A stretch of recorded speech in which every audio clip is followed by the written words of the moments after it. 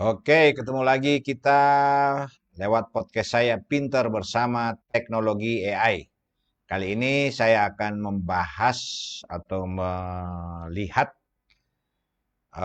salah satu dampak terhadap pasar saham Indonesia. Saham-saham apa yang nanti akan terpengaruh dan bagus itu untuk dibeli oleh adanya eh, pelonggaran likuiditas.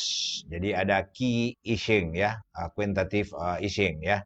Yang tadinya kuantitatif tightening atau pengetatan likuiditas, sekarang ada kebijakan kuantitatif easing atau pelonggaran likuiditas ya, kebijakan pelonggaran likuiditas oleh Bank Sentral Amerika. Kan kita tahu dia akan menurunkan suku bunga ya.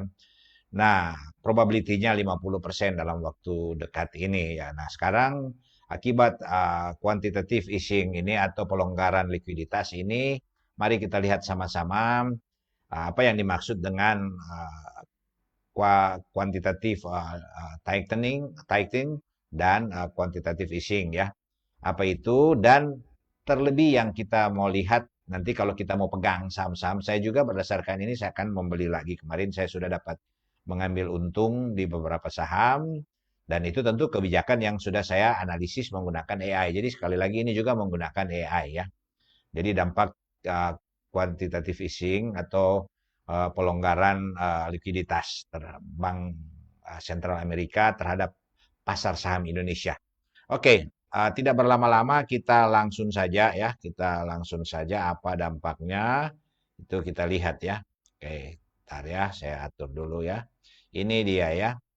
Oke, jadi kita lihat yang akan saya bahas itu adalah dampak QE The Fed terhadap pasar saham Indonesia. Nah, sedikit apa yang ingin saya sampaikan itu executive brief, kemudian analisis makro global, implikasi terhadap IHSG dan strategi investasi. Terlebih kita akan melakukan investasi bagaimana ya jika ini Bank Sentral Amerika itu melakukan pelonggaran likuiditas ya. Oke, mari kita lihat saja ya. Nah, secara konteks global, The Fed mengakhiri uh, pengetatan likuiditas itu menuju pelonggaran likuiditas itu QT ke QE yaitu kita melihat konteks global secara global, kemudian likuiditas USD meningkat ya. Cost of capital global menurun. Jadi cost of capital global itu menurun. Risk on sentiment meningkat. Jadi ini jadi secara konteks global dari QT ke QE ya. Jadi dari pengetatan ke pelonggaran likuiditas ya. Jadi likuiditas USD meningkat. Jadi oleh karena ada kebijakan dari pengetatan ke pelonggaran likuiditas. Jadi otomatis likuiditas USD akan meningkat. Kemudian cost of capital global akan menurun ya. Akibat likuiditinya meningkat, maka atau likuiditas melebar atau meluas, maka cost of capital global menurun. Nah, risk on sentiment meningkat. Jadi ada risiko di dalam terjadi sentimen, ada risiko ya. Itu terjadi kenaikan. Nah, bagaimana pengaruhnya terhadap IHSG dan pasar saham Indonesia? Oke, mari kita lihat. Sedikit tentang pengertian QT and QE, yaitu quantitative tightening, itu QT, itu kebijakan pengetatan likuiditas oleh bank sentral. Dilakukan dengan mengurangi neraca aset, menjual obligasi, kemudian atau tidak melakukan reinvestasi. Itu satu kebijakan yang kita sebut dengan pengetatan likuiditas atau quantitative tightening QT. Ya. Kemudian kedua dilakukan dengan mengurangi neraca aset, menjual obligasi atau tidak melakukan reinvestasi ya. Contoh QT yang dilakukan oleh Bank Sentral Amerika itu The Fed mengurangi holdings treasury sejak 2022 itu ya ini yang contohnya. Likuiditas global mengetat, dolar menguat. Ini salah satu kebijakan oleh Bank Sentral itu pengetatan yang dilakukan ya untuk supaya nanti dolarnya terjadi penguatan. Akibat likuiditas global itu mengetat. Nah, sekarang yang akan terjadi ini adalah kemungkinan dia melakukan quantitative easing atau QE atau kebijakan pelonggaran likuiditas. Nah, apa itu? Bank sentral membeli obligasi untuk menambah suplai uang, ya. Jadi dia membeli obligasi untuk mendapat suplai uang. Contoh QE itu the Fed melakukan QE besar-besaran saat pandemi 2020 itu pernah terjadi ya. Mendorong pasar saham global bullish dan suku bunga turun. Jadi suku bunga turun kan kebijakan moneter penurunan suku bunga maka apa pasar menjadi liquid ya, lebih likuiditas terjadi. Mendorong pasar saham global bullish. Jadi terjadi dengan pasar saham bullish maka pasar saham itu akan banyak terjadi kenaikan. Di situ juga IHSG akan cenderung tentu ikut ya. Oke, lanjut implikasi untuk Indonesia. Jadi kita orientasinya ke Indonesia.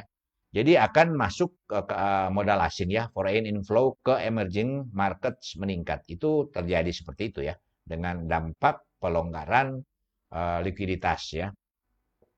Jadi foreign inflow ke emerging markets itu meningkat. Rupiah berpotensi menguat. Jadi dampak ini akan menguatkan rupiah. Sementara valuasi IHSG menjadi lebih atraktif. Artinya ya, jadi nilai valuasi IHSG akan menjadi lebih menarik ya. Kemudian potensi ruang pemangkasan suku bunga BI. Jadi dengan demikian BI akan menurunkan suku bunga ya itu. Jadi dampak daripada kuantitatif easing ya itu atau pelonggaran likuiditas ya. Nah, kalau itu terjadi ya ini ada nilai-nilai positif bagi Indonesia. Nah, nanti sebentar di akhir saya akan sampaikan apa dia saham-saham apa yang bagus untuk dibeli, untuk dipegang ya dengan akibat adanya QE ini oleh Bank Sentral Amerika ya. Oke, kita lihat ya. Nah, dampak pada sektor ya. Nah, jadi sudah jelas apa sektor-sektor apa yang akan mendapatkan dampak yang lumayan ya. Kan kita tahu di pasar saham ada sektor-sektor ya. Nah, sekarang kita lihat sektor yang berdampak penting itu adalah banking ya, ekspansi kredit dan inflow ETF ya. Apalagi pemerintah Indonesia apa dengan kebijakan moneter menurunkan suku bunga, kemudian ada suntikan modal 200T itu ke bank-bank, maka bank menjadi liquid ya. Nah, memang tentu harus hati-hati, ekspansi kredit akan meningkat, tapi hati-hati dalam jangan sampai MPL itu meningkat ya itu tidak bagus ya, itu harus dikontrol. Kemudian yang kedua itu metals mining. Nanti apa-apa, banking kan kita sudah tahu ya, tentu big cap Indonesia kan ada bank-bank itu. Walaupun nanti sebentar saya akan sampaikan ya. Dan saya sudah memegang lama, tadi baru saja tadi saya mengambil keuntungan ya. Saya akan membeli lagi karena akibat ada kebijakan ini ya. Kita lihat mulai membaik ya. Big saham-saham blue chip kita ya, big cap itu untuk bank-bank yang Danantara dan BBCA. Kemudian banking, metals, mining ya. Jadi kenapa metals mining itu bagus? Itu karena USD dolar Amerika dan rupiah kan menguat. Maka otomatis harga barang kita itu kompetitif di pasar. Nah, telekomunikasi, cost of capital lebih rendah. Otomatis juga di bidang telekomunikasi dia akan terjadi menerima dampak daripada pelonggaran likuiditas oleh Bank Sentral Amerika. Jadi telekomunikasi cost of capital lebih rendah. Kemudian di bidang properti dan konstruksi. Jadi itu bisa memperoleh momentum. Ini akan memanfaatkan momentum ini ya. Jadi banking ini akan mendapat adanya ekspansif kredit dan inflow ETF. Kemudian metals atau mining itu yaitu akibat tadi sudah dikatakan USD akan melemah dan otomatis komoditas akan naik. Telekomunikasi, cost of capital lebih rendah, properti dan konstruksi memperoleh momentum. Oke, ini dampak pada sektor ya. Risiko dan tantangan. Nah, ini ada risiko tentu. Tadi sudah dibilang kan risiko ada. Nah, IHSG berada di zona ATH. Itu potensi volatilitasnya itu ya. Itu berpotensi volatile ya. Dia bisa naik, bisa turun ya. Valuasi big banks cenderung premium. Jadi ya ini valuasi big bank itu jadi bagus sekali ya. Jadi bank-bank yang valuasinya sekarang di bawah itu ya sangat baik posisi sekarang untuk mencari take profit. Ini sebenarnya saya sudah posting sebelumnya ya, prediksi suku bunga jika skenario suku bunga Bank Federal turun naik, kemudian saya bikin kombinasi dan saya sudah memonitor dari lama. Jadi bukan baru kali ini saya monitor, sudah lama saya sudah monitor ini sehingga saya sudah pegang saham-saham yang sudah direkomendasikan oleh AI. Ini semua teknologi AI ya. Akibat kebijakan-kebijakan Bank Sentral Amerika dan Bank Indonesia ya. Kita lihat pemerintah Indonesia dan pemerintah Amerika melakukan. Dan barusan saya mendapat keuntungan ya. Tiga bank saya sudah BBCA, BRI dan BMRI kemarin dan hari ini dapat juga ya. Masih ada satu yang saya tunggu. Ada dua besar juga yang saya tunggu di metal mining ya. Sensitivitas terhadap sentimen The Fed dan CPI EAS yaitu risiko dan tantangan ya. Jadi tentu tidak mudah juga. Nah, sekarang strategi investasi ya.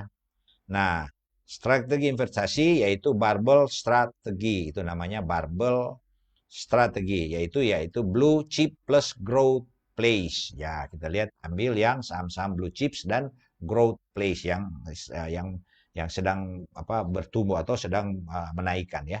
Scaling in 30-40% pada fase awal, hedging melalui gold miners bila USD menguat. Jadi kita ini strategi investasi. Jadi kita scaling 30-40% jadi kita jangan langsung full gas gitu. 30-40 ya seperti saya sudah ini walaupun saya sudah langsung jual karena saya belum pemain besar kan. Jadi sudah masuk di budget keuntungan saya ya sudah ambil saja dulu. Nanti masuk lagi strategi masuk lagi kan ini masih dia akan bergulir terus. Kemudian hedging melalui gold miners bila USD menguat. Jadi ya sudah itu saya memang sedang pegang ini ya. Kalau seperti Antam saya pegang ya. Di mining saya ada Adro juga ya, sudah pegang itu saya pegang terus sudah lama. Kemudian fokus sektor banking, metals, telco dan properti ya gitu. Telkom juga saya sudah dapat. Jadi ini hampir semua yang direkomendasi sebelumnya saya sudah pegang dan sudah cuan ya. Karena saya mengikuti apa yang direkomendasikan oleh AI dan sekarang ya masih konsisten AI melakukan analisa masih seperti yang dia analisa pertama ya. Waktu analisa pertama kan pelonggaran suku bunga bank kan itu ya, dengan menurunkan. Jadi itu sudah saya ikuti ya. Oke, lanjut. Jadi ini strategi informasi jangan full gas dulu 30-40% kalau. Dan itu barbell strategi itu blue chip dan grow plays ya. Kita ambil sektor-sektor ini. Oke, lebih detail nanti kita akan lihat di terakhir ya. Nah, ini rekomendasi saham utama ya. Untuk banking ya sudah silakan aja pegang ya. Saya sudah dapat tiga bank, tiga di atas itu saya dapat cuan lumayan lah ya untuk level saya sudah lumayan. Saya sudah BBRI sudah berapa kali BMRI ya BMRI saya baru masuk ya. BBCA ya sudah dapat juga sebelumnya. Tinggal masuk lagi ini. Metals and mining nanti saya akan analisa tersendiri lagi. Tapi paling tidak ini saham-saham yang bagus untuk kita pegang dengan strategi ya 30-40% kita gas kalau kita tergantung modal kita. Metals and mining ya, Antam saya masih pegang saat ini. Inco ya sentimen supply demand nikel global ya Inco, MDKA gold miner untuk hedging USD ya. Ini MDKA bagus ya. Kita tinggal lihat dia MDKA kita beli jika USD dolar menguat ya. Nah, kemudian di bidang telekomunikasi itu Telkom ya. Walaupun ada isu-isu masalah dengan Goto, ya saya kira tetap Goto kan sekarang sudah mulai bergerak naik, sudah mulai volatile kan. Nah, saya sementara sudah menunggu keuntungan Goto, saya ambil juga ya. Oke. Kemudian Telkom ya, sudah Telkom kemarin saya sudah dapat, nanti mau masuk lagi nih kalau ada rekomendasi seperti ini. Kemudian di bidang properti infrastruktur adalah BSDE, sentimen suku bunga rendah ya. Kemudian PTP, Strepwika, stimulus konstruksi dan proyek pemerintah. Oke, nanti kita lihat lagi. Ini rekomendasi saham utama yang bisa kita pegang dengan strategi modal 30-40% dulu ya. Kita masuk saat ini. Nah, kalau mau lebih, saya tidak mau strategi masuknya, itu saya tidak akan bahas pada podcast saya ini. Nanti mungkin lain waktu saya akan bahas masuk di berapa atau menunggu apa gitu kan bisa. Itu bisa tinggal kita buat. Sudah ada rekomendasi ini, tinggal saya follow up dengan memasukkan data-data real yang seperti memasukkan candlestick, broker summary, dan lain sebagainya ya. Laporan keuangan dan lain sebagainya. Biasa saya masuk seperti itu untuk menguji rekomendasi yang diberikan oleh AI ini. Selalu saya uji, tidak langsung serta-merta saya pakai data ini ya. Saya akan uji. yaitu dengan memasukkan antara lain biasa saya uji dengan memasukkan candlestick-nya, kemudian broker summary-nya, dan kalau valuasi biasanya saya lihat laporan Q1, Q2, dan seterusnya ya. Sekarang kan sudah Q3 ya, kita lihat progresnya bagaimana, kemudian melihat nilai valuasi dengan harga saham existing. Ya, itu yang biasa saya lakukan. Nah, strong buy prioritas ini ya, strong buy. Ya, sudah BBRI sudah naik. BMRI kemarin naik, BBRI saya sudah untung. Antam sudah saya sedang pegang. Tinggal ini Antam. Jadi ini tiga strongest buy. Ini memberikan rekomendasi ya.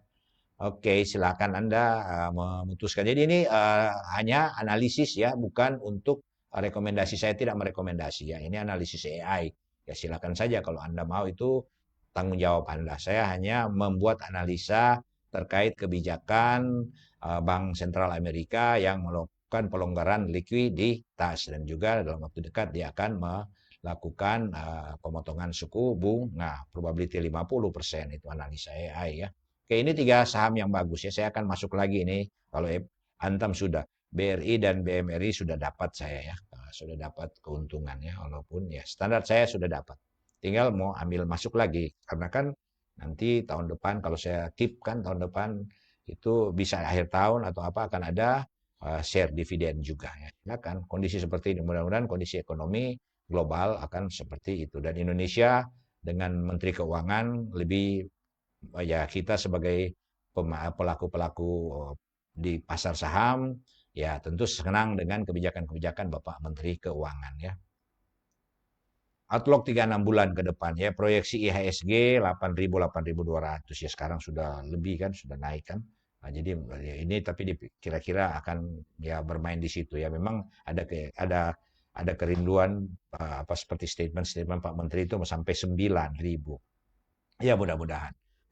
Volatilitas itu 24% tetap wajar ya. Likuiditas global menjadi katalis utama. Jadi yaitu katalis utama pengaruh saham-saham di Indonesia itu likuiditas global.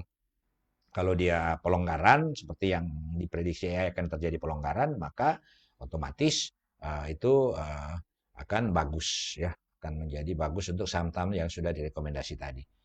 Oke, saya kira ini yang bisa saya sampaikan. Semoga tentu apa yang disampaikan ini, sekali lagi saya sampaikan, ini bukan rekomendasi. Ini hanya bagaimana analisis AI yang saya juga menggunakan itu untuk membeli saham, bermain saham. Dan itu ya sudah saya rasakan manfaatnya ya. Saya sudah merasakan manfaatnya, jadi makanya saya berani posting, tapi bukan berarti saya merekomendasi. Tidak. Sekali lagi saya disclaim bahwa tidak ada rekomendasi apapun ini, karena ini hanya satu strategi analisis tentang bagaimana kebijakan QT ke QE. Jadi dari pengetatan likuiditas ke pelonggaran likuiditas oleh Bank Sentral Amerika dan pengaruhnya terhadap pasar saham Indonesia. Dan tadi sudah keluar 3 saham yang bagus ya. Saya akan masuk lagi sebentar, besok itu saya akan masuk lagi di yang sudah saya ambil.